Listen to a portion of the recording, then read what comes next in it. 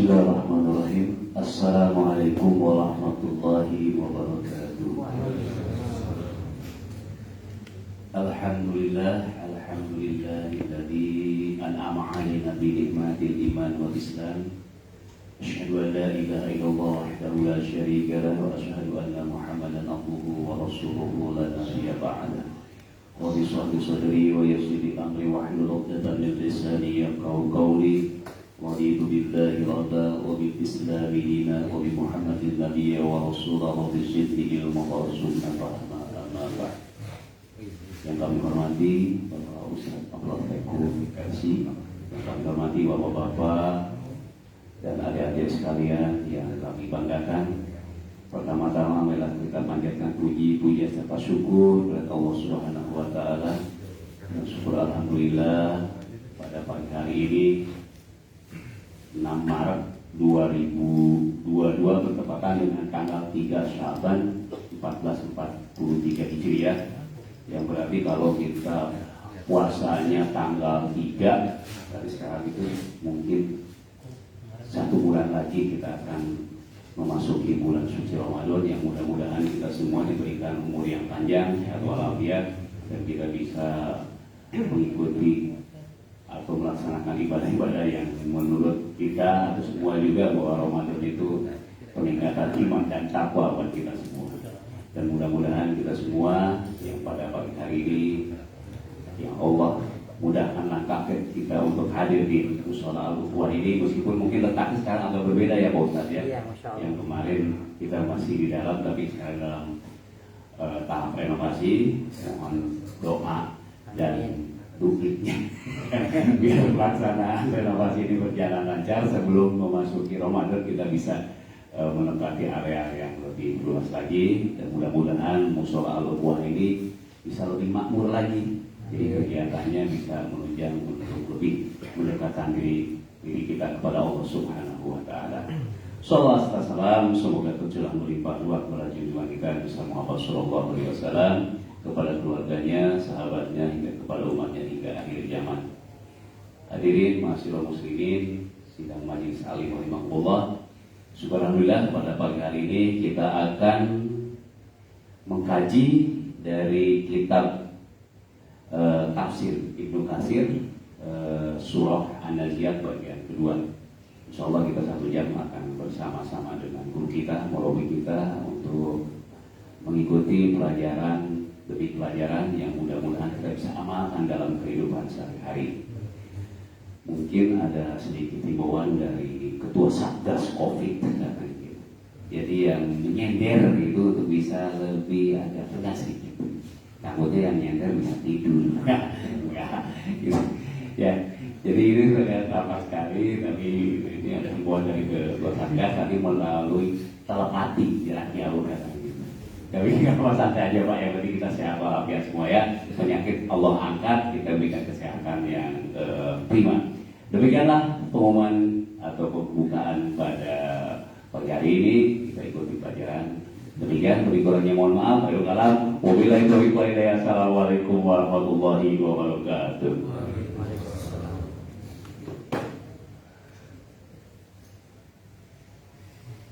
Bismillahirrahmanirrahim. Assalamualaikum warahmatullahi wabarakatuh. Innal hamdalillah nahmaduhu wa nasta'inuhu wa nastaghfiruh wa na'udzu billahi min shururi anfusina wa min sayyiati a'malina. May yahdihillahu fala mudilla lahu wa may yudlil fala hadiya lahu. Wa asyhadu an la ilaha illallah wa asyhadu anna Muhammadan 'abduhu wa rasuluhu la nabiyya ba'dah.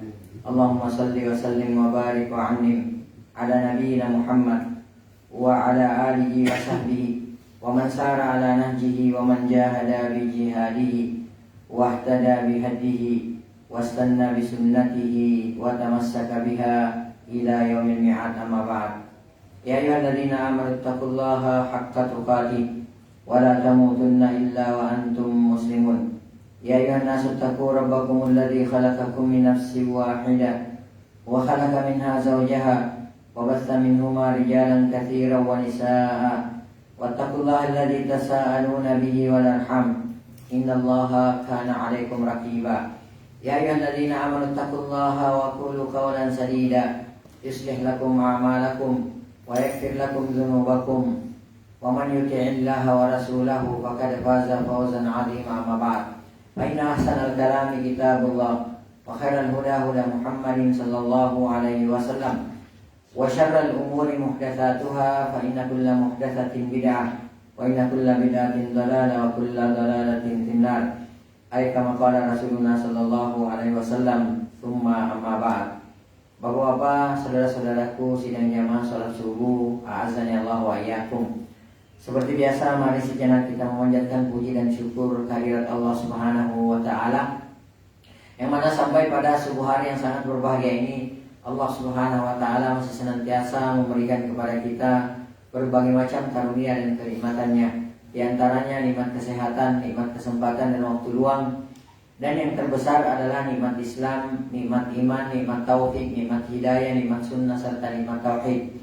Sehingga dengan seluruh nikmat inilah kita sampai pada detik ini masih bisa melaksanakan berbagai macam bentuk ketaatan kepada Allah Subhanahu wa taala.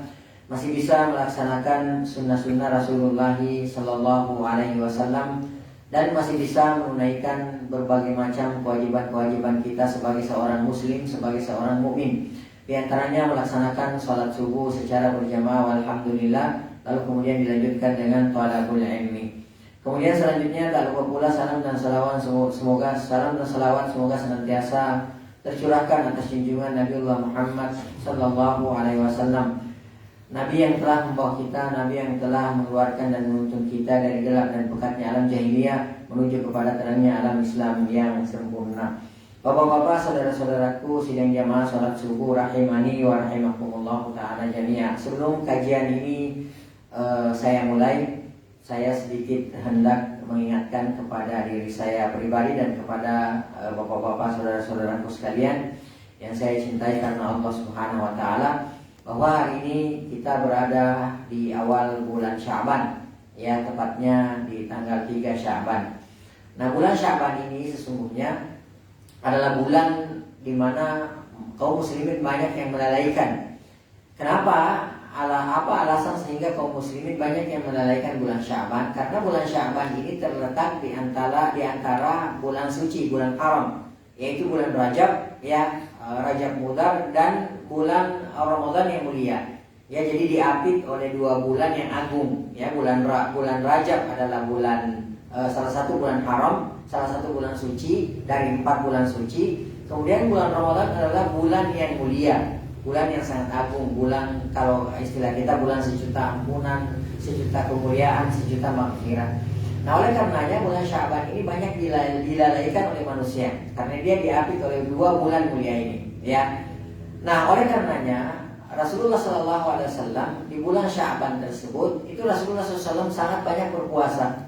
Bahkan Ummul Mukminin Aisyah radhiyallahu taala anha menceritakan dan istri beliau yang lainnya menceritakan kepada kita semua bahwa Rasulullah SAW tidak pernah berpuasa sebulan penuh kecuali di bulan Ramadan dan di bulan Syawal.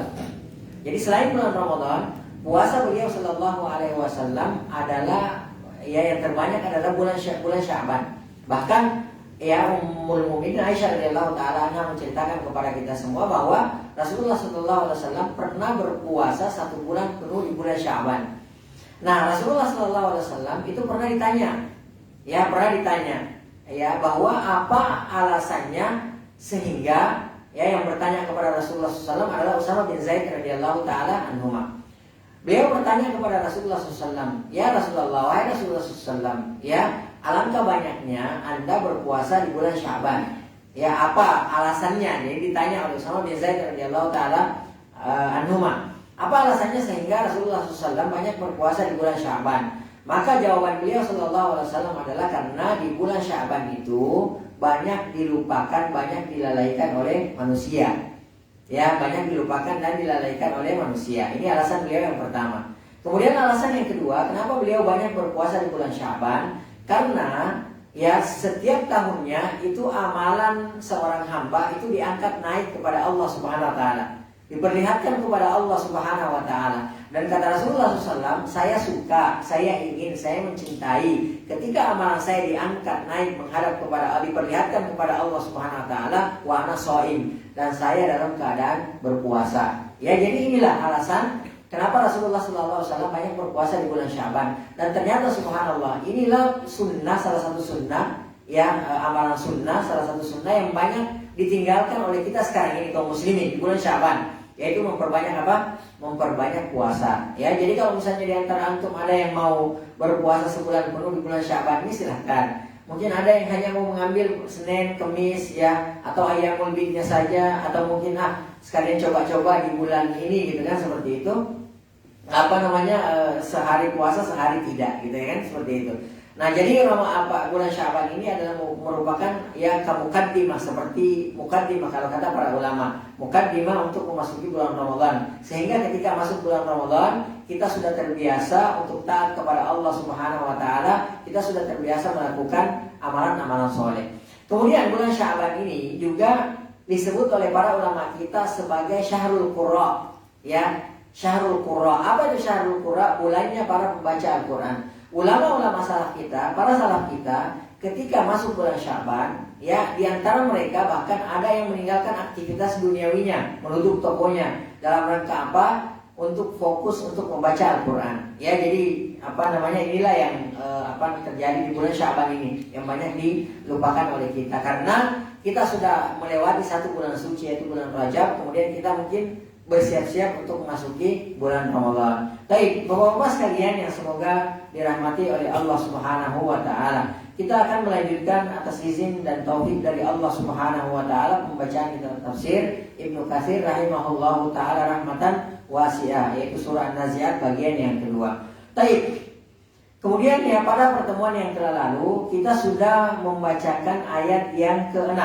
Ya, kita sudah membacakan ayat yang ke-6 yang mana Allah Subhanahu wa taala berfirman, yauma tarjufu rajifa tatba'uha radifa. Ini yang kita telah bacakan pada pertemuan kita yang telah lalu. Baik, sekarang kita akan memasuki ya ayat yang ke-7 yang mana Allah Subhanahu wa taala berfirman, tatba'uha radifa. Tiupan yang pertama itu diiringi atau diikuti oleh tiupan yang kedua. Ya, tatba'uha radifa. Jadi sudah kita ceritakan bahwa tiupan itu ada 2 kali. Ya, setelah tiupan yang pertama kali, tatba'uha radifa, akan ada tiupan pertama. Tiupan yang pertama ini mengiringi akan ada tiupan yang kedua. Ya, akan ada tiupan yang kedua. Wa Nabi Hurairah anin Nabi sallallahu alaihi wasallam. Berkata Ibnu Katsir rahimahullahu taala dari Abi Hurairah radhiyallahu taala anhu, anin Nabi sallallahu alaihi wasallam qala, dari Rasulullah Shallallahu Alaihi Wasallam, ya, Shallallahu Alaihi Wasallam bersabda, bainan nafkhataini arba'un, di antara tiupan nafkhatain 2 tiupan sangkakala arba'un, ada jeda waktu arba'un selama 40. Lalu mereka bertanya kepada Abu Hurairah radhiyallahu taala anhu, ya Abu Hurairah, wahai Abu Hurairah, arba'una yauman, apakah di antara 2 tiupan tersebut arba'una yauman, apakah 40 hari? Karena Abu Hurairah radhiyallahu taala anhu itu menyebutkan hanya 40 saja. Karena demikianlah yang beliau dengarkan dari Rasulullah SAW, bahwa antara tiupan pertama, ya, tiupan sangkakala yang pertama dengan tiupan sangkakala yang kedua, arba'un, ada jeda waktu selama arba'un kata beliau, 40. Ya.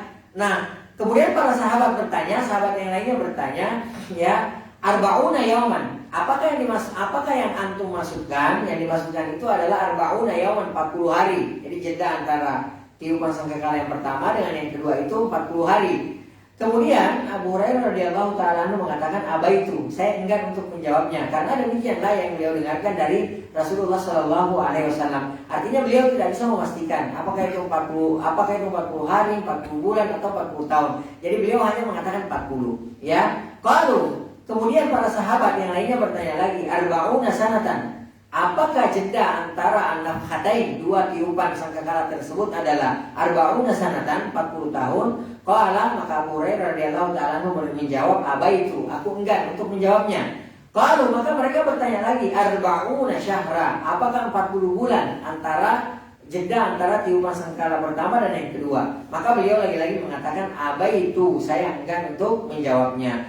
Kemudian beliau mengatakan wa yabla kullu syai'in minal insan illa ajbal dzanab. Ya, dan semua yang organ-organ tubuh manusia, ya, itu semuanya kata beliau akan hancur. Akan hancur semuanya.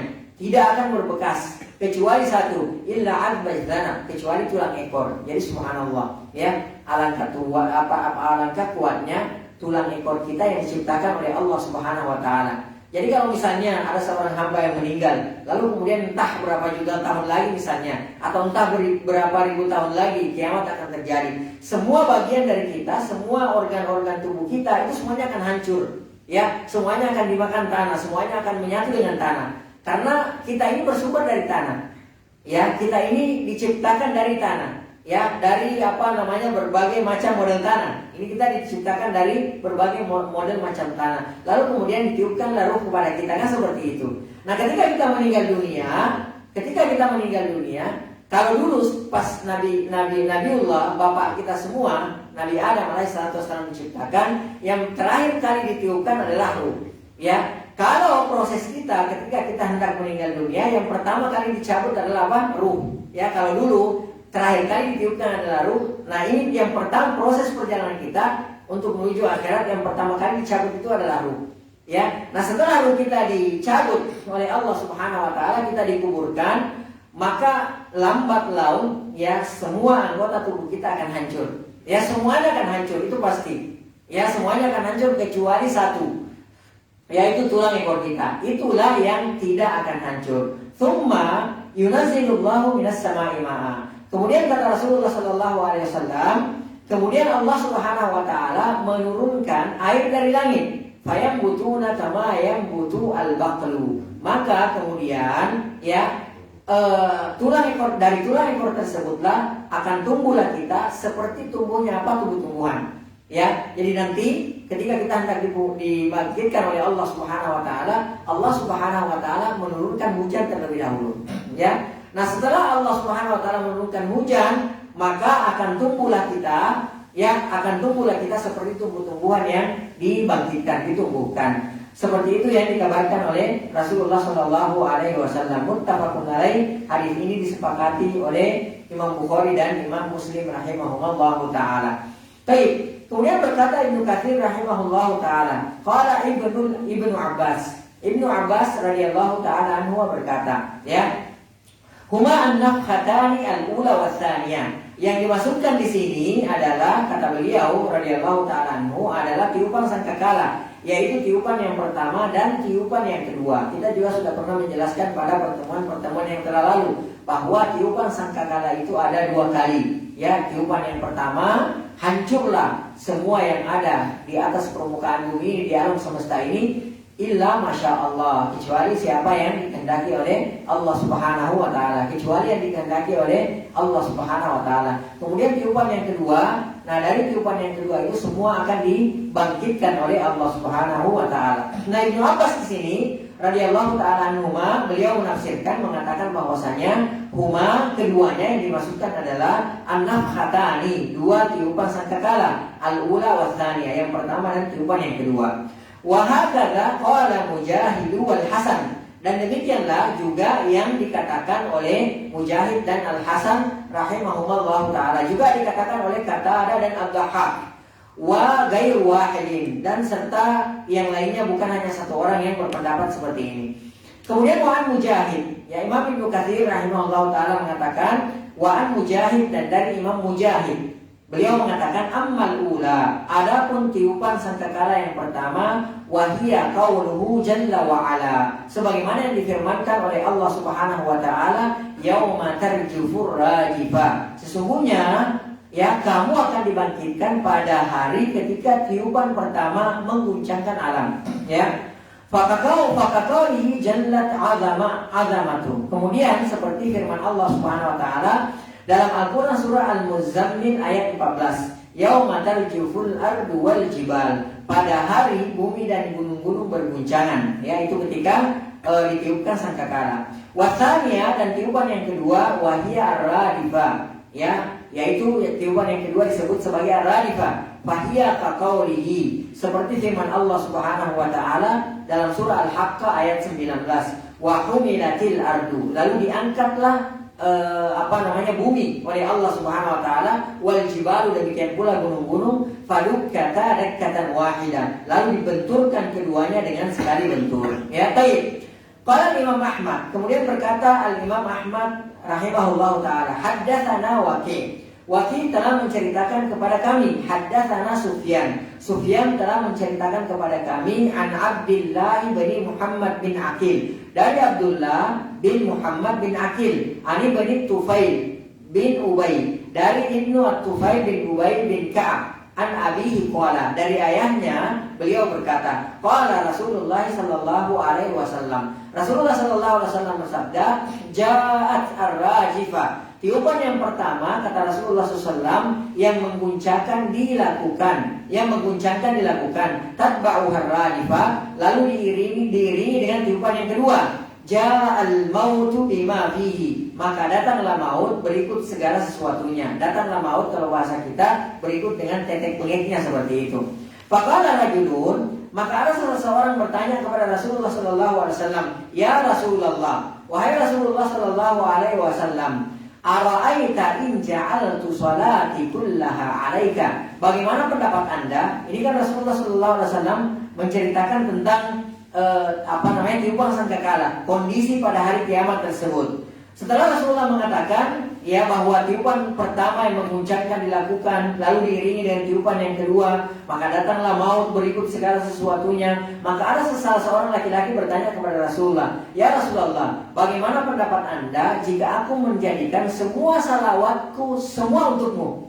Ya, jadi semuanya salawat. Jadi nggak berdoa untuk dirinya sendiri, nggak berdoa kebaikan untuk dirinya, tapi semua salawat, doa-doa dijadikan untuk Rasulullah SAW. Artinya dia senantiasa bersalawat kepada Rasulullah SAW. Ya, dan kita tahu betapa besar ya keutamaan orang-orang yang bersalawat kepada Rasulullah SAW. Bahkan ketika kita bersalawat sekali atas Rasulullah SAW, maka Allah Subhanahu Wa Taala akan bersalawat kepada kita sebanyak berapa? Sebanyak 10 kali. Ya, dan ini sangat besar keutamaannya. Maka kata si laki-laki ini, ya Rasulullah, bagaimana kalau saya menjadikan seluruh salawatku, doa-doaku untukmu wahai Rasulullah Sallallahu Alaihi Wasallam? Maka apa keutamaannya, kata Rasulullah SAW? Idzan, kalau begitu, kalau itu engkau lakukan, semua doa-doamu, salawatmu engkau tujukan kepada aku, kata beliau Sallallahu Alaihi Wasallam.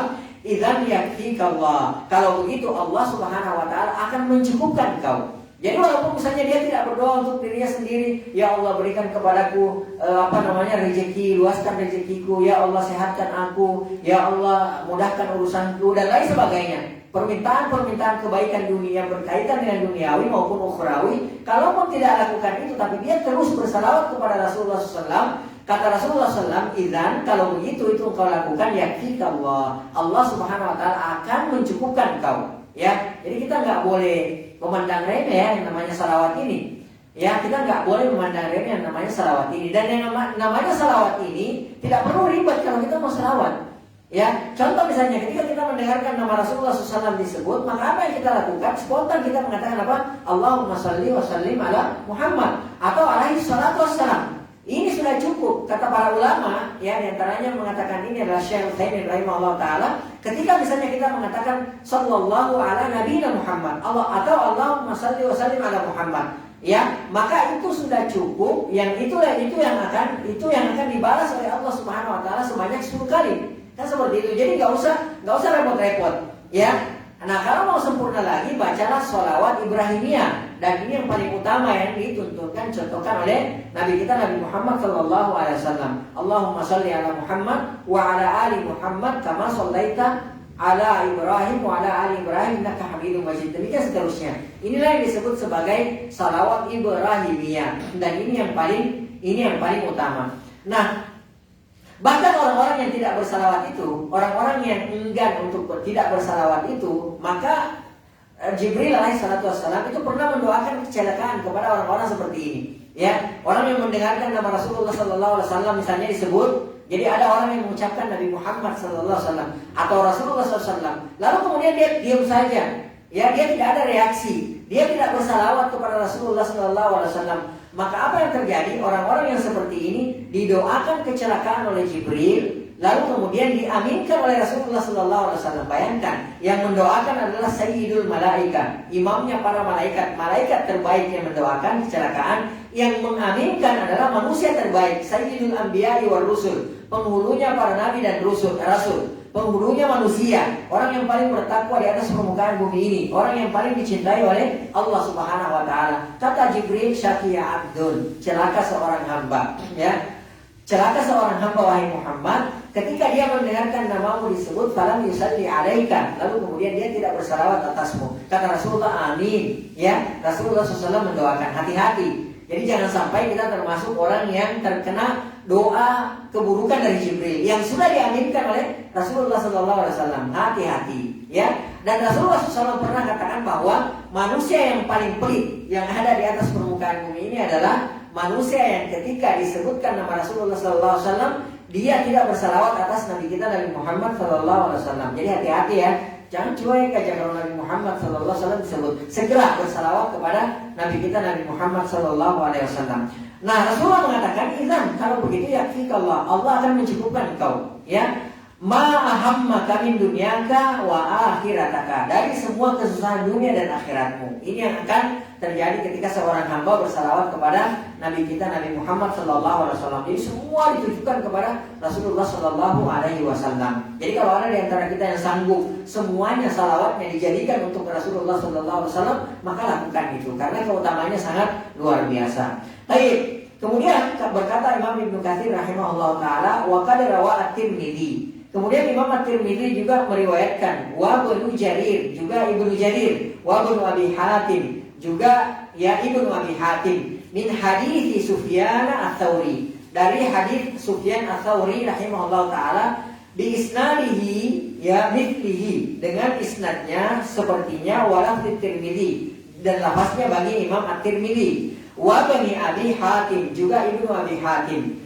Karena Rasulullah Sallallahu Alaihi Wasallam adalah Rasulullah Sallallahu Alaihi Wasallam idza dhahaba thuluthul lail, beliau menceritakan bahwasanya Rasulullah apabila berlalu 2/3 malam, qama, beliau Sallallahu Alaihi Wasallam bangun, faqala, lalu kemudian beliau berkata, ya ayyuhan nas, ya wahai sekalian manusia, uzkurullah, berzikirlah kepada Allah Subhanahu wa taala, ingatlah kepada Allah Subhanahu wa taala. Ja'at ar-rajifah, tiupan yang pertama yang mengguncangkan akan datang. Ini yang biasa dilakukan oleh Rasulullah ketika sudah berlalu 2/3 malam. Beliau Shallallahu Alaihi Wasallam bangun dari tidurnya, lalu kemudian beliau berkata, Masya Allah, ini adalah orang yang paling bertakwa kepada Allah Subhanahu Wa Taala, orang yang paling takut kepada Allah Subhanahu Wa Taala. Ya, manusia pertama yang akan mengetuk pintu surga. Tapi perhatikan, beliau setelah berlalu 2/3 malam beliau bangun, lalu kemudian beliau mengatakan, ya ayyuhan nas, wahai sekalian manusia, uzkurullah, ingatlah kalian kepada Allah, berzikirlah kalian kepada Allah Subhanahu wa taala. Ja'at ar-rajifah, tiupan pertama yang mengguncangkan akan datang. Artinya Rasulullah SAW mengingatkan kepada kita semua, jangan terlena, jangan lalai, berzikir kepada Allah Subhanahu wa taala. Karena ya tiupan pertama akan datang, maksudnya hari kiamat itu akan datang. Banyaklah berzikir kalian kepada Allah Subhanahu wa taala. Kenapa? Rasulullah SAW memerintahkan kepada kita berzikir kepada Allah Subhanahu wa taala, karena berzikir kepada Allah Subhanahu wa taala ini adalah amalan yang sangat enteng, amalan yang sangat ringan, tidak membutuhkan modal, ya, berupa materi, dan nyaris tidak membutuhkan energi. Ini zikir kepada Allah Subhanahu wa taala, ya. Berzikir kepada Allah Subhanahu wa taala keutamaannya sangat luar biasa. Bayangkan ini relevansinya dengan kita ini setelah sholat, ya, saya akan ingatkan, ya. Bayangkan orang yang berzikir setelah sholat, misalnya setelah membaca zikir-zikir yang disyariatkan, lalu kemudian dia membaca ayat kursi, ya, dia membaca ayat kursi. Tentu saja dia ketahui artinya, dia tadabburi, dia amalkan konsekuensi daripada ayat kursi tersebut. Maka kata Rasulullah SAW, tidak ada lam yamna'hu dukhulal jannah, tidak ada yang bisa menghalangi dia masuk surga illal maut, kecuali apa? Kematian. Artinya orang yang merutinkan membaca ayat kursi setelah sholat fardu, maka tidak ada yang bisa menghalangi dia dari masuk surga kecuali kematian. Artinya pasti dia masuk surga. Masya Allah. Nah kita kalau membaca ayat kursi tidak butuh modal, nggak butuh modal materi. Kita ketika baca ayat kursi setelah sholat, nggak ada yang malakin kita, kamu bayar 200.000 karena sudah baca ayat kursi, enggak. Ya kemudian kalau mau hitung durasi, insya Allah membaca ayat kursi itu selambat-lambatnya kita membaca ayat kursi, paling lama 2 menit kita membaca ayat kursi, mungkin kurang dari itu. Nyaris tidak butuh energi. Akan tetapi pahalanya, ganjarannya sangat luar biasa. Ganjarannya kata Rasulullah, lam yamna'hul maut, lam yamna'hu dukhulal jannah. Tidak ada yang menghalangi dia untuk masuk surga illal maut kecuali kematian. Artinya dia nggak masuk surga karena dia belum mati aja, kan seperti itu. Jadi Masya Allah. Akan tetapi perlu diperhatikan, pahami maknanya, tadabburi artinya, gitu kan seperti itu. Lalu kemudian amalkan konsekuensi daripada ayat kursi tersebut. Ya, karena percuma juga kita baca ayat kursi, gitu kan setelah selesai sholat. Akan tetapi mohon maaf, ketika kita berdoa, ketika di samping kita berdoa kepada Allah Subhanahu Wa Taala, ternyata kita juga berdoa kepada para wali yang sudah meninggal dunia. Ya, kita juga berdoa kepada orang-orang yang kita anggap soleh yang sudah meninggal dunia. Ini percuma. Ya, tetap saja Allah Subhanahu Wa Taala akan memasukkan kita ke dalam neraka. Karena kenapa? Kita telah menduakan, menyetarakan Allah Subhanahu Wa Taala dengan makhluk. Ya, seperti itu. Jadi pahami maknanya, tadabburi maknanya, kemudian amalkan konsekuensi daripada ayat kursi tersebut. Maka insya Allah Taala tidak ada yang bisa menghalangi kita masuk surga kecuali kematian, kata Rasulullah SAW. Ini adalah ganjaran yang sangat luar biasa. Belum zikir-zikir yang lainnya, dan bukan momennya kita bicarakan sekarang. Saya hanya mengingatkan saja. Makanya Rasulullah SAW mengatakan, Ya ayuhan nas, wahai sekalian manusia, berzikirlah kalian kepada Allah Subhanahu Wa Taala. Ja'at ar-rajifah, karena tiupan yang pertama mengguncangkan akan datang. Kemudian kata Rasulullah selanjutnya, tatba'u ar-rajifah, yang diiringi dengan tiupan kedua. Jadi setelah tiupan pertama, kata beliau SAW, akan ada tiupan yang kedua. Ja'at al-maut bima fihi, maka datanglah maut berikut segala sesuatunya. Baik, kemudian kita memasuki ayat yang ke-8. Allah Subhanahu Wa Taala berfirman, qulubun yauma idzi wajifah. Hati-hati manusia pada hari itu sangat takut. Ya, ketika manusia sudah dikumpulkan di padang mahsyar, itu manusia pada saat itu, ya, itu semuanya manusia dalam keadaan ketakutan. Ya, di beberapa ayat diceritakan bahwasanya tashkhasu fil qulub wal absar, di mana mata-mata pada saat itu terbelalak. Ya, bahkan di ayat yang lain dikatakan itu saking kagetnya, saking takutnya manusia pada hari itu, maka akan kosonglah bagian dadanya. Karena kenapa? Jantungnya itu akan naik ke atas tenggorokannya. Itu saking kagetnya, saking takutnya, ya, yang dialami, ketakutan yang dialami manusia pada hari itu. Ya, jadi ketakutan yang sangat luar biasa pada hari itu yang akan dialami oleh manusia. Jadi kata Allah Subhanahu Wa Taala, qulubun, hati-hati manusia pada yauma idzin, pada hari itu, ya wajibah, sangat ketakutan. Kalau kayak kita sekarang, ini kita belum membayangkan apa-apa. Ya, kita masih bisa senyum-senyum, kita masih bisa ketawa-ketawa, karena kita belum lihat. Ya, dan itulah kita manusia. Ya, banyakkan lupanya, banyakkan lalainya. Makanya Rasulullah SAW pernah berkata, ya, lau ta'alamuna, andai, kata Rasulullah, lau ta'alamuna ma'alam, atau kama qala Rasulullah, andai kalian mengetahui apa yang aku ketahui, kata Rasulullah, labakaitum katsira, maka kalian akan banyak menangisnya. Labakaitum katsira, kalian akan banyak menangis. Ya, waladahaitum qalila, dan kalian akan sedikit tertawa. Andai, kata Rasulullah, kalian mengetahui seperti yang apa yang aku ketahui. Karena kita nggak tahu, ya sekarang ini kita nggak ngerti, kita nggak tahu, maka kita kebalikan dari Rasulullah. Kebanyakan ketawa, sedikit nangis. Atau subhanallah, ya, wallahul musta'an, mungkin kita nggak pernah nangis ketika kita baca ayat yang berkenaan dengan surga neraka, yang berkenaan dengan masalah akhirat, perjalanan hidup kita, itu kan seperti itu. Mungkin di antara kita ada yang tidak pernah menangis, ya. Akan tetapi berbeda dengan Rasulullah SAW. Kalau Rasulullah, ya, Sallallahu Alaihi Wasallam mengatakan bahwa andai kalian mengetahui apa yang aku ketahui, maka kalian akan banyak menangis dan sedikit tertawa. Tapi kalau kita masih kebalikannya, masih kebanyakan ketawanya, sedikit menangisnya, karena kita tidak mengetahui apa yang akan terjadi. Ya, nah, qulubun yauma ini wajifah. Hati-hati manusia pada hari itu sangat takut. Semua dari kita pasti akan ketakutan. Ya, gambarannya bagaimana manusia pada saat itu tidak ketakutan. Bayangkan, di hari itu matahari akan didekatkan di atas kepala kita. Ya, jaraknya berapa kata Rasulullah SAW? Mil, sejauh 1 mil. Matahari akan didekatkan di atas kepala kita 1 mil. Ya, 1 mil untuk jarak di dunia ini saja, ya itu 1,5 kilo lebih. Itu kalau mil jarak di dunia ini. Bayangkan, matahari akan didekatkan di atas kepala kita kata Rasulullah sejauh 1 mil. Ya, kita sekarang saja ini di antara kita dan matahari sekarang, kata para ahli, kalau ada pesawat tercepat, mulai dari hari ini tanpa berhenti non-stop naik pesawat tercepat tersebut, kita akan sampai di matahari 20 tahun kemudian. Itu jauhnya jaraknya antara kita sekarang dengan matahari. Bayangkan pada hari itu akan didekatkan 1 mil. Ya. Nah sekarang saja kita didekatkan sedikit saja, kita digeser oleh Allah, posisi bumi digeser oleh Allah ke matahari, mungkin kita akan terpanggang. Dan sedikit saja dijauhkan, digeser oleh Allah Subhanahu wa Ta'ala dan dijauhkan dari matahari, mungkin kita akan mati membeku. Kan seperti itu. Nah ini 1 mil dari atas kepala kita. Kemudian kata yang meriwayatkan hadis ini, saya nggak tahu loh. Ya, kata yang meriwayatkan hadis ini, saya nggak tahu loh. Apakah yang dimaksudkan Rasulullah SAW itu mil dalam jarak yang kita tahu 1,5 kilo lebih, ataukah mil yang dipakai, alat yang dipakai untuk bercelak? Ya, mil itu juga namanya mil kalau di Arab sana. Yang alat untuk dipakai bercelak itu, yang dipakai gosok-gosok buat celak, itu namanya mil. Dan bisa dipastikan itu panjangnya tidak sampai 1 jengkal. Nah kalau yang dimaksudkan oleh Rasulullah mil adalah alat yang dipakai untuk bercelak, maka bisa dipastikan matahari dari atas kepala kita berapa, cuma jaraknya berapa? 1 jengkal. Subhanallah. Gimana orang nggak ketakutan pada hari itu?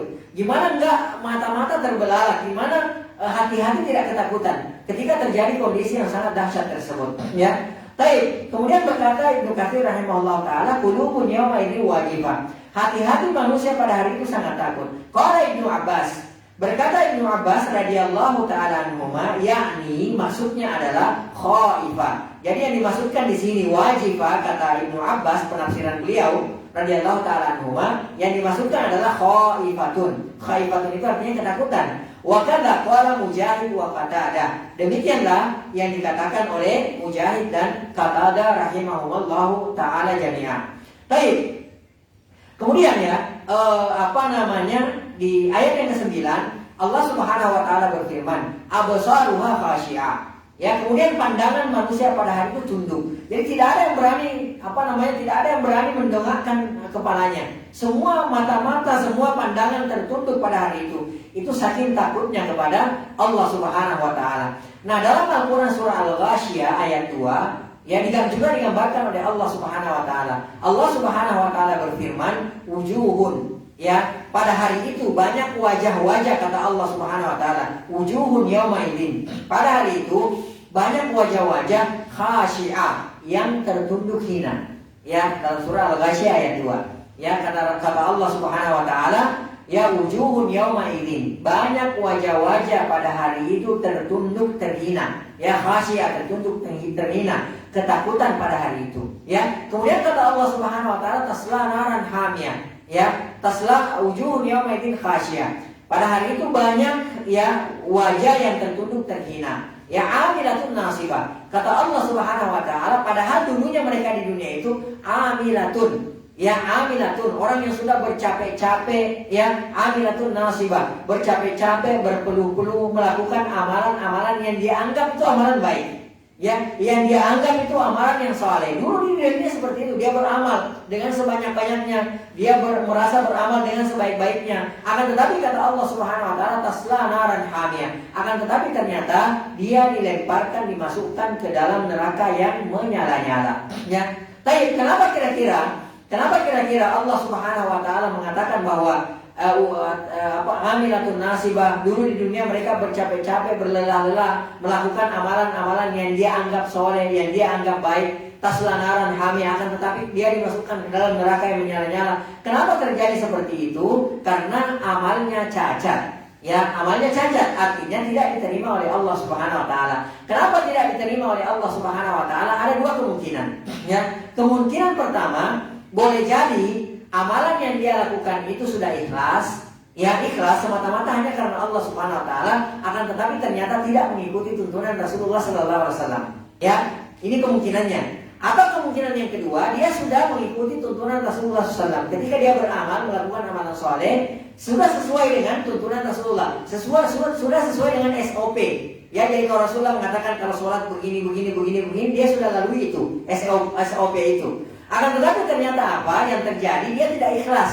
Dia lakukan itu bukan karena Allah Subhanahu wa taala semata-mata. Mungkin dia juga karena Allah, tapi mungkin di samping itu dia juga mengharapkan pujian dari manusia. Ini namanya amalan yang cacat. Dan amalan yang cacat seperti inilah orang capek melakukannya, mengamalkannya, akan tetapi dia tidak akan mendapatkan apa-apa di akhirat. Dia akan dimasukkan ke dalam neraka yang menyala-nyala. Makanya orang yang ketika beramal lalu kemudian dia tidak ikhlas dan dia tidak mengikuti tuntunan Rasulullah SAW, ibaratnya dia membawa karung berisi pasir, ya, memberatkan tapi tidak ada artinya.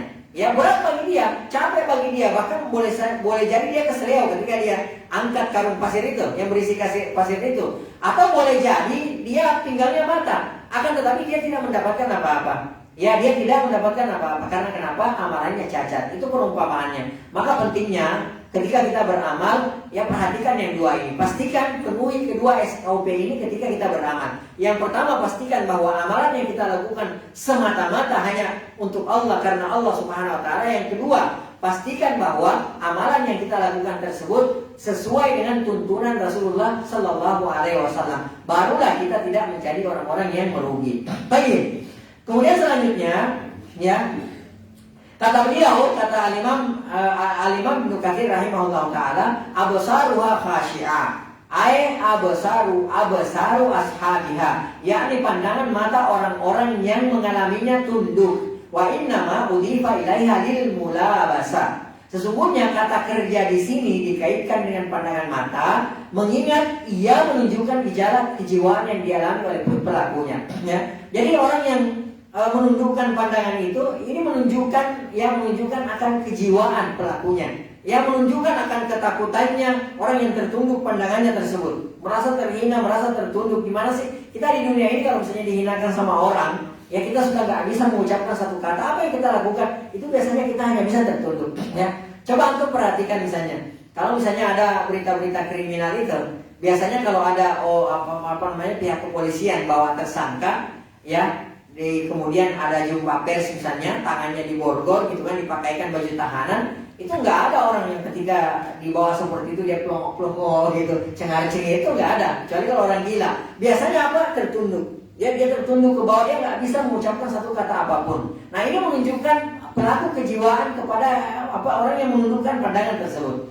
Nah, yang di akhirat lebih dahsyat lagi, ya. Karena ini kejadian yang tidak pernah disaksikan oleh manusia, kejadian yang tidak pernah dialami oleh manusia sebelumnya. Kita gempa bumi saja, gempa bumi 1 menit saja, ya, beberapa skala Richter saja, kita sudah pucat, sudah ketakutan semuanya. Kadang-kadang harta kita tinggalkan, bahkan kadang-kadang saking kagetnya anak ditinggalkan. Padahal itu baru gempa kecil saja. Nah, bagaimana kalau sudah kejadian, bumi sudah diguncangkan, dihancurkan, lalu kemudian kita dibangkitkan oleh Allah Subhanahu wa taala, berada di satu padang yang di situ tidak ada gunung, tidak ada pohon yang rata gitu seperti itu.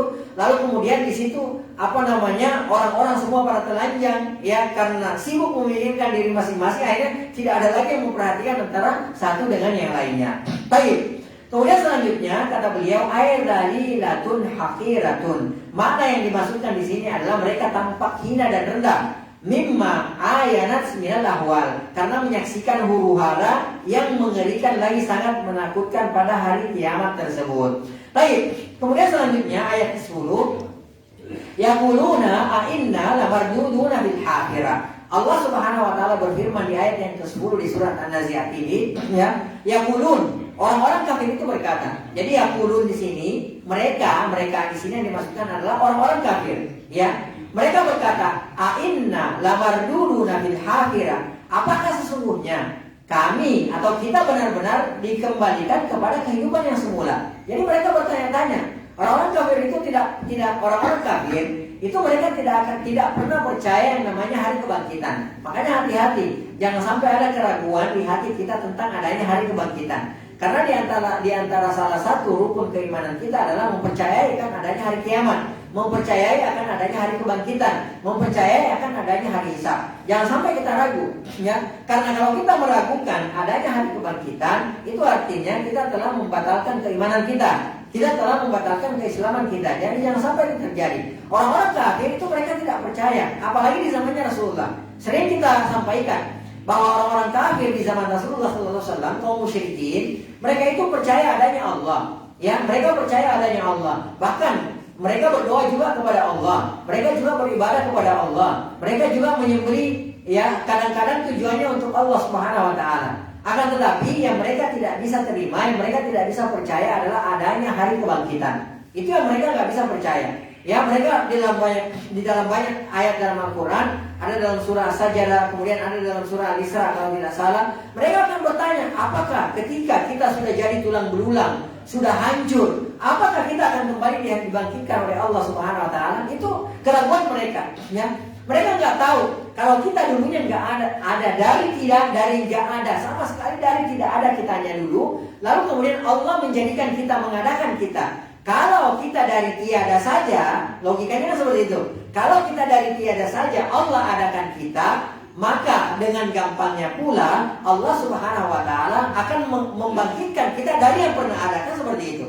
Ya, jadi sangat mudah bagi Allah Subhanahu wa taala. Idza arada syai', apabila Allah Subhanahu wa taala menginginkan sesuatu, Allah hanya mengatakan kun, jadilah, fayakun, maka jadilah. Yaitu Allah Subhanahu wa taala. Jadi dengan gampangnya Allah Subhanahu wa taala akan membangkitkan kita. Baik, nah orang-orang kafir itu berkata, yaqulun, mereka berkata, a'inna lamarduduna fil akhirah. Apakah sesungguhnya kami benar-benar dikembalikan kepada kehidupan semula?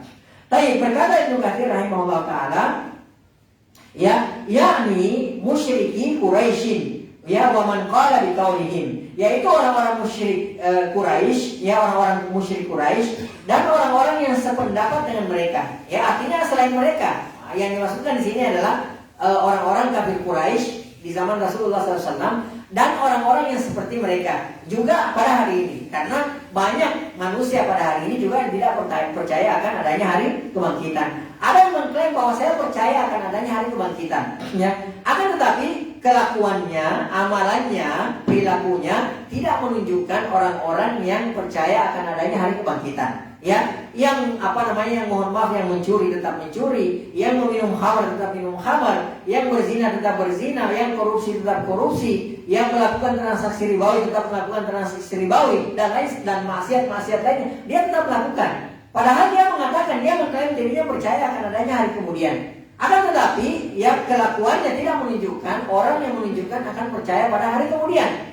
Ya, tidak menunjukkan bahwa dia itu percaya kepada hari kemudian. Oleh karenanya Allah Subhanahu wa taala berfirman, ya, faman kana yarju liqa'a rabbih. Barang siapa yarju liqa'a rabbih, yang menginginkan, ya, yang menghendaki pertemuan dengan Rabb-nya, dengan Allah Subhanahu wa taala, apa yang harus dia lakukan? Falyamal amalan shaliha. Hendaklah dia beramal saleh. Ya, hendaklah dia melakukan amalan-amalan saleh. Kalau kita benar-benar meyakini, ya, mengklaim diri kita percaya akan adanya hari kebangkitan, maka apa yang harus kita lakukan? Falyamal amalan saleh. Lakukan amalan saleh. Apa yang akan kita mau bawa di akhirat? Ya, kita tidak membawa jabatan kita. Semua jabatan kita akan kita lepaskan. Ya, baju kita akan kita lepaskan, harta kita akan tinggalkan. Ya, pamor kita akan tinggalkan, semuanya kita akan tinggalkan. Tidak ada yang kita bawa kecuali apa? Kecuali amalan soleh kita. Hanya itu yang akan kita bawa nanti menghadap kepada Allah Subhanahu wa taala. Ya, yauma la yanfa'u malun wala banun. Di hari tidak bermanfaatnya mal, harta, dan anak-anak kita. Anak-anak kita mau jadi bintang berapa, anak-anak kita mau jadi pejabat, mau jadi apa, profesor dan lain sebagainya, enggak ada gunanya. Ya, yauma la yanfa'u malun wala banun. Di hari tidak bermanfaatnya harta dan anak, illa, kecuali man atallah, orang yang datang menghadap kepada Allah Subhanahu wa taala biqalbin salim, dengan hati yang selamat, dengan hati yang bersih. Itulah yang akan kita bawa, itulah modal kita dengan melakukan amalan soleh. Falyamal amalan solehah. Hendaklah dia melakukan amalan soleh. Wala yusyrik bi ibadati rabbih ahada. Janganlah dia mensyirikatkan, menduakan Allah Subhanahu wa taala dalam amalannya. Itu yang harus kita persiapkan. Oleh karenanya Rasulullah SAW pernah mengatakan, al-qayyis, orang yang cerdas itu, kata Rasulullah SAW, bukan yang IP-nya tinggi gitu kan, seperti itu. Ya, orang yang Masya Allah punya ide-ide brilian kata Rasulullah. Bukan. Orang cerdas itu kata Rasulullah adalah mandana nafsahu, orang yang senantiasa memuhasabah, mengoreksi dirinya, wa amila lima ba'dal maut, dan senantiasa dia melakukan amalan-amalan soleh sebagai bekal untuk menghadap kepada Allah Subhanahu wa taala. Allah Subhanahu wa taala berfirman, "Wa tazawwadu."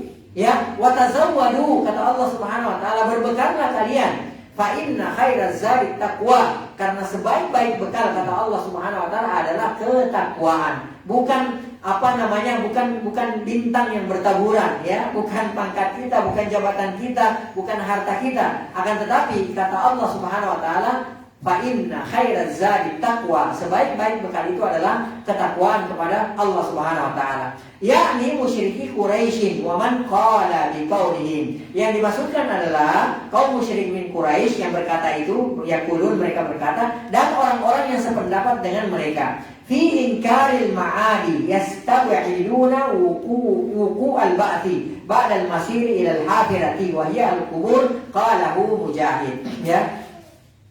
Baik, yaitu ya orang-orang musyrik Quraisy, kata beliau, yaitu orang-orang yang sependapat dengan mereka yang mengingkari adanya hari berbangkit dan tidak percaya bahwa mereka akan dihidupkan kembali sesudah mereka dimasukkan ke dalam liang kuburnya. Demikianlah pendapat ini menurut Mujahid rahimahullah taala. Jadi nggak percaya akan adanya hari kebangkitan. Ya, orang itu orang-orang kafir. Ya, ini diantara karakteristiknya orang kafir, dia nggak percaya akan adanya hari kebangkitan. Jadi kalau ada orang yang mengklaim dirinya seorang muslim, lalu kemudian dia tidak percaya akan adanya hari kebangkitan, maka pada hakikatnya dia juga adalah orang kafir, kan seperti itu. Karena orang yang beriman itu, seorang muslim itu akan harus percaya adanya hari kebangkitan. Wa ba'da tamazzuki ajsadihim, ya, wa tafattut ya aimamuhum wa nukhuruhum. Padahal tubuh mereka telah hancur dan tulang belulang mereka sudah berantakan. Ini yang membuat mereka tidak percaya. Baik. Wa Ali bin Abbas wa Muhammad bin Ka'ab wa Ikrimah wa Sa'id bin Jubair wa Abi Malik wa Suddi, ya, wa Qatadah, ya, dan dari Ibnu Abbas radhiyallahu ta'ala anhu, kemudian Muhammad bin Ka'ab wa Ikrimah wa Sa'id wa Ibnu Jubair wa Abi Malik wa Suddi wa Qatadah, al-hafirah an-nar wa ma aktsar asma'iha hiya an-nar wal jahim wa sakar wa jahannam wal hawiyah wal hafirah wa ladha wal utama. Ya, Ibnu Zaid mengatakan bahwa al-hafirah ialah neraka. Itu yang dimaksudkan dengan al-hafirah. Dan betapa banyaknya nama-nama neraka itu. Neraka disebut pula dengan nama jahim, kemudian sakar, kemudian jahannam, kemudian hawiyah, kemudian hafirah, kemudian ladha dan utama. Ini nama-nama neraka. Dan tentu saja ada peruntukannya. Seperti misalnya neraka sakar, ya. Neraka sakar, ada neraka yang namanya sakar. Neraka sakar itu untuk siapa? Neraka sakar itu diantaranya bagi orang-orang yang tidak sholat. Ya, jadi kalau ada orang yang nggak sholat selama hidup di dunia, maka dia akan dimasukkan ke dalam neraka sakar. Ya, pernah terjadi dialog antara penghuni surga dengan penghuni neraka atas izin Allah Subhanahu Wa Taala. Kemudian penghuni surga bertanya kepada penghuni neraka, "Masalakakum fi sakar?" Apa yang membuat kalian nyemplung, ya, masuk ke dalam neraka sakar? Apa mereka katakan? Mereka berkata, yang pertama, lam naku minal musallin. Kami dulu di dunia tidak termasuk orang-orang yang sholat. Jadi orang yang nggak sholat selama di dunia, walaupun dia mengklaim dirinya sebagai seorang muslim, KTP-nya Islam gitu kan, akan tetapi dia nggak sholat, tempat kembalinya adalah neraka sakar. Ya, kemudian ada yang disebut sebagai neraka wail, ya, ada yang disebut sebagai neraka wail. Buat siapa neraka wail itu? Diantaranya Allah Subhanahu Wa Taala berfirman, fawailun lil musallin. Ya, maka neraka wail bagi orang-orang yang sholat. Loh, kok orang sholat dapat neraka wail? Allah lanjutkan, alladzina hum an salatihim sahun. Orang yang lalai dalam sholatnya, suka diundur-undur waktu sholatnya. Ya, sholat asar 5 menit sebelum maghrib, ya, begitu assalamualaikum warahmatullah, azan maghrib misalnya. Atau dia melalaikan sholatnya, dia cuek, dia mengerjakan sholat tidak sesuai dengan tuntunan Rasulullah, ogah-ogahan sholatnya, merasa terpaksa sholatnya. Intinya seperti itu. Jadi dia melalaikan sholatnya, ya.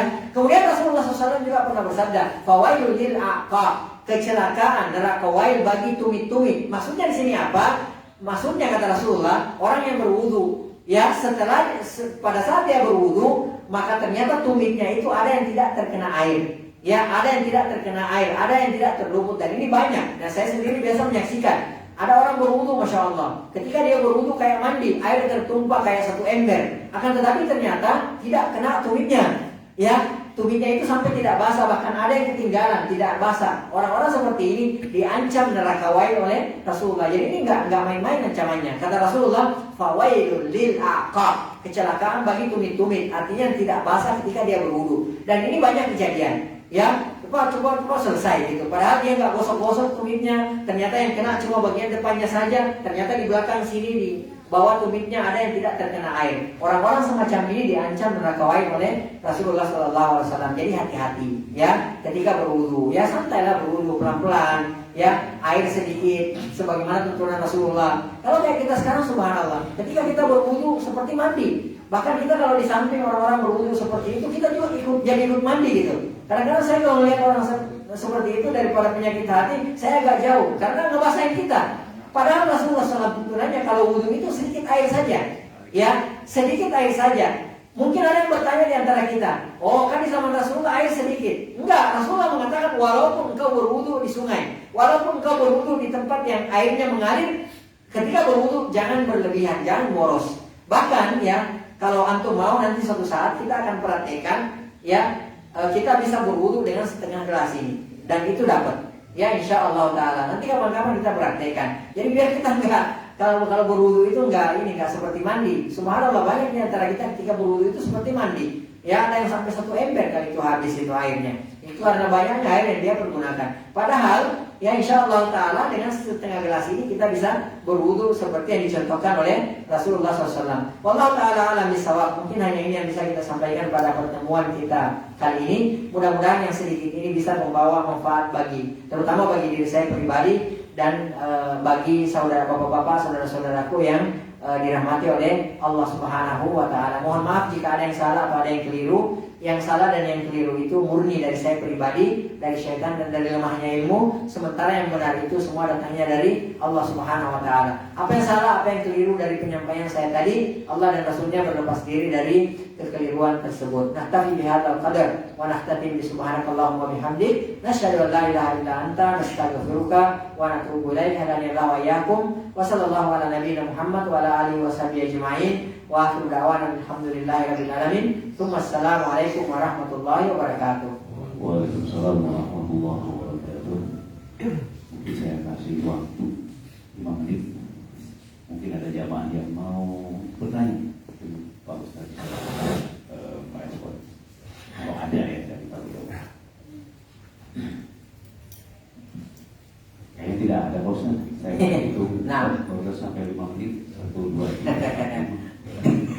Barangkali antum mau yang nanya kali. Nah, syukur barakallahu fikum. Oh, silakan Bapak. Assalamualaikum warahmatullahi wabarakatuh. Waalaikumsalam warahmatullahi wabarakatuh. Tadi Pak Ustaz bilang bahwa ada yang rajin sholat tapi masuk neraka wel ya. Nah, Ini kadang-kadang kita, ya saya sendiri itu udah niatnya udah bener nih, terus mau sholat ya. Tapi di tengah sholat kadang kita tuh tidak khusyuk gitu ya. Ya orang pikir kemana. Nah itu gimana tuh mana sholat kita gitu. Tayyib. Wallahu ta'ala alam bisawab. Yang perlu kita ketahui bahwa khusyuk itu sesungguhnya bukan rukun sholat. Ya, andai khusyuk itu rukun sholat, nggak ada yang diterima sholatnya ini. Ya, benar nggak? Allahu Akbar. Pagi ini sarapan apa kita ya? Ya, benar nggak sih? Ya, bahkan subhanallah, banyak di antara kita hilang nih kunci motor, taruh di mana ya Allah, dicari, udah bongkar sana bongkar sini nggak ketemu. Tiba-tiba azan zuhur misalnya, udah lupa lah kita sholat dulu. Begitu Allahu Akbar, oh iya kunci motor saya taruh jatuh tadi di belakang buku kayaknya tuh. Ya seperti itu. Dan ada orang mengatakan kalau mau ingat sesuatu sholatlah katanya. Itu saking susahnya khusyuk. Ya.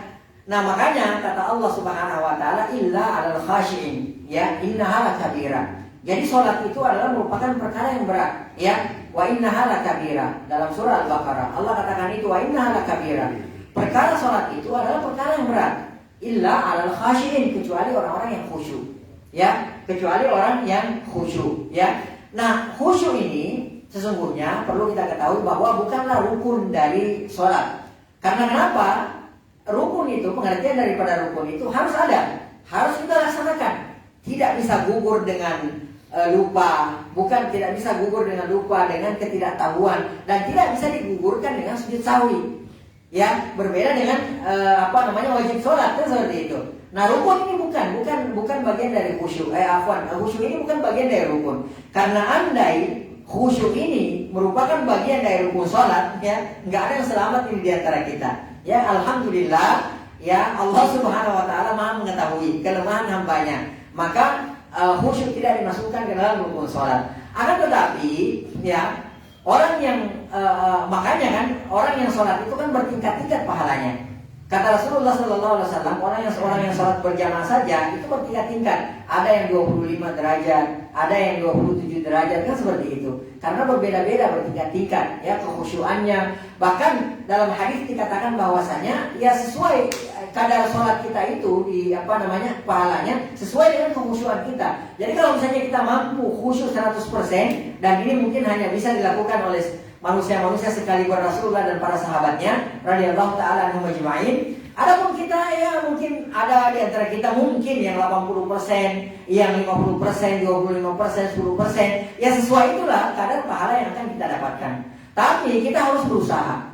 Ya, kita harus berusaha semampu kita untuk khusyuk, ya, dan jangan dibiarkan. Jadi misalnya Allahu Akbar, hadir misalnya begitu kita tadi kok sebelum takbiratul ihram kita nggak mikir apa-apa. Kok begitu takbiratul ihram, setelah selesai takbiratul ihram kok langsung ingat daging bakar, ikan bakar gitu kan, seperti itu, lawan. Jadi jangan diikuti. Oh, enak juga tuh, benar ya.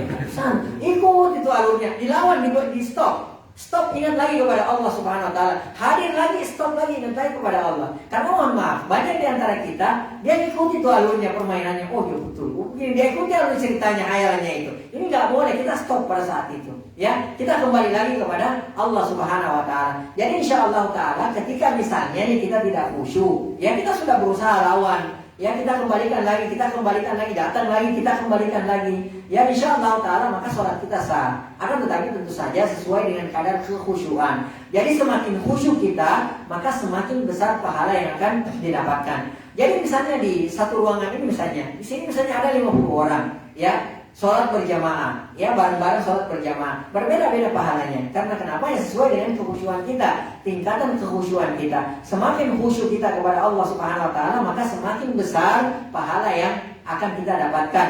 Ya, jadi semua ada di sini. Ya, semuanya ada di sini.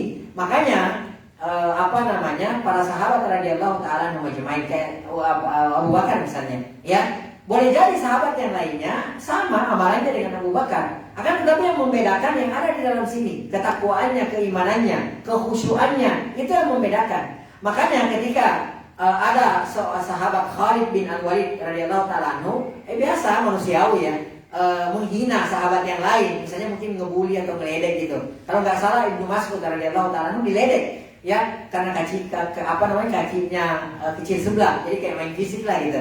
Ya, terdengar oleh Rasulullah SAW.